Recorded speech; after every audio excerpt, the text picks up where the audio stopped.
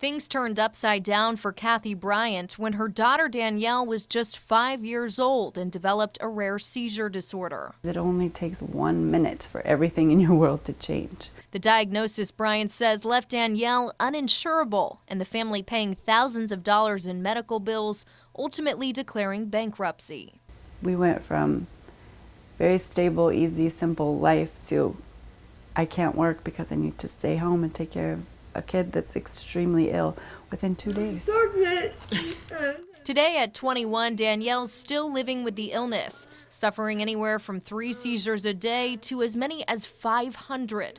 Now she's covered under her dad's insurance until she's 26 and uses Medicaid as a secondary coverage.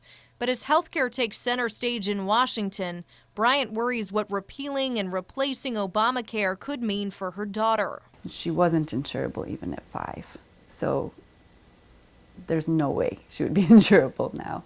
It's a promise President Trump made time and time again on the campaign trail. Obamacare is a disaster. Repeal it and replace it. Repeal and replace. Repeal and replace Obamacare. We're going to repeal it, we're going to replace it, we're going to get something done. And for months, Congress has discussed several alternatives to Obamacare. But late Monday night, 2 more Republican senators announced their opposition to the bill, all but ensuring its failure. President Trump then proposed repealing Obamacare without any alternative. Republican senators rejected that as well. We'll just let Obamacare fail. We're not going to own it. I'm not going to own it. I can tell you the Republicans are not going to own it. We'll let Obamacare fail, and then the Democrats are going to come to us and they're going to say, how do we fix it? How do we fix it? Or how do we come up with a new plan?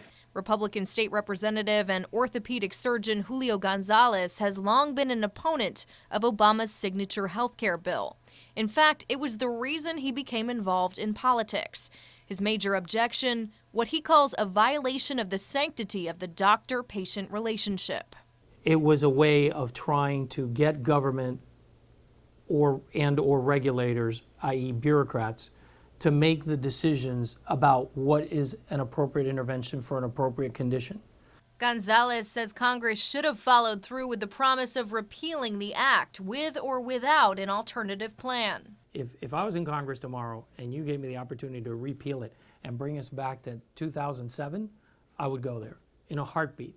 And says there are plenty of viable options. There are so many solutions that you can come up with after you reverse us to 2007. As legislators, for the moment at least, seem unable to come to any consensus, Bryant asks them to consider people like her daughter and those unforeseen medical emergencies. It only takes one thing, one medical crisis to change the course of your entire life. And you can't plan for that.